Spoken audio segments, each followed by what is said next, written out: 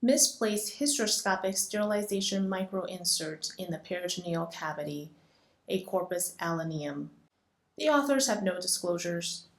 Lost foreign body following hysteroscopic sterilization surgery is a complex situation which requires decisive management. A calm, stepwise approach will enable the surgeon to successfully manage this problem. The purpose of this video presentation is to demonstrate the management of a misplaced intraperitoneal hysteroscopic sterilization microinsert using fluoroscopy, when it is applicable, how to perform it, what to expect from the procedure. These techniques are applicable to any lost metallic foreign body not readily identified on visual survey. The Essure device was FDA approved in 2002 for permanent sterilization. It is a metal and polymer microinsert measuring 4 cm by 2 mm wide when deployed. It comes loaded in a single-use delivery system and is 98.8% effective. The device is placed under hysteroscopic guidance into the proximal fallopian tube. Despite being minimally invasive, all hysteroscopic sterilization procedures have the potential for serious complications. Clinicians may have an unrealistic understanding of the complications based on training videos showing simple removal of the coils from the abdomen. Long-term adverse events of misplaced intraperitoneal foreign body include recurrent surgeries, chronic pain, bowel perforation, vessel injury, morbidity of a prolonged or repeat anesthetic, unnecessary radiation exposure. First-line options for identification of a misplaced hysteroscopic microinsert include abdominal X-ray,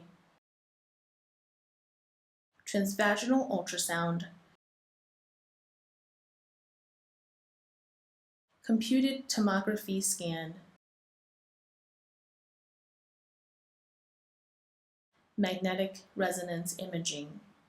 After identification of the microinsert on imaging, we recommend laparoscopic removal for the symptomatic patient.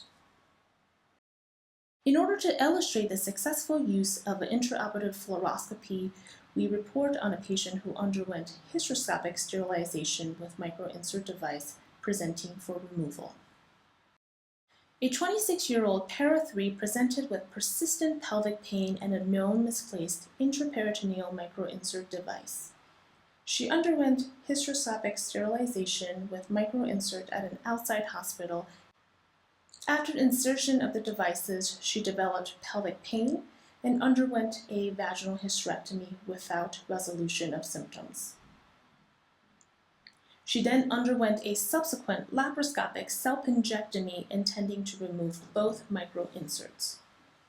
Intraoperatively, only one microinsert was identified in the fallopian tubes that were removed.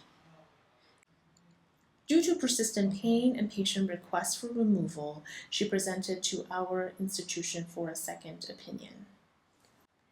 After appropriate informed consent, she underwent cystourethropy, laparoscopic removal of the microinsert device, and intraoperative fluoroscopy.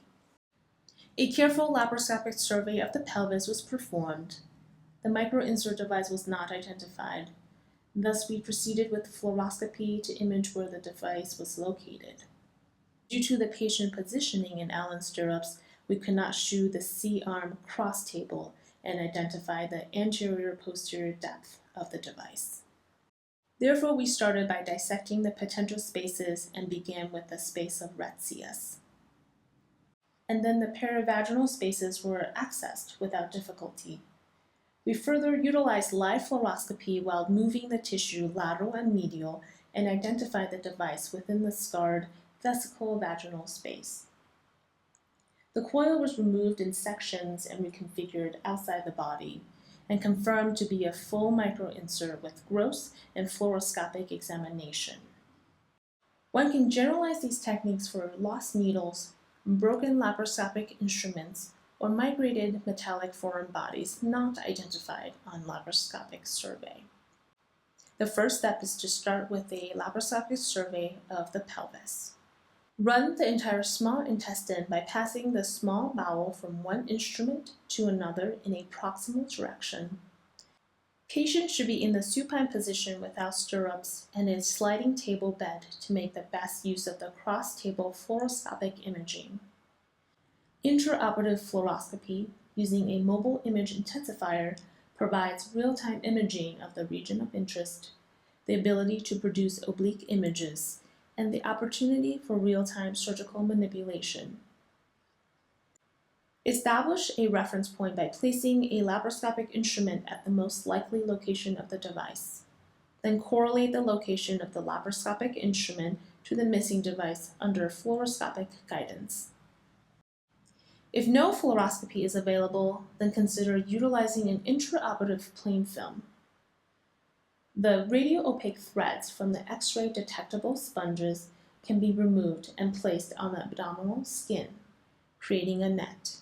With the target square determined by radio-opaque threads, finding and removing the dislodged missing device are achieved expeditiously. In our patient, we had success utilizing a combination of fluoroscopy and laparoscopy to remove a misplaced microinsert. Intraoperative fluoroscopic imaging should be considered as an adjunct resource when a misplaced metallic device is not clearly visualized.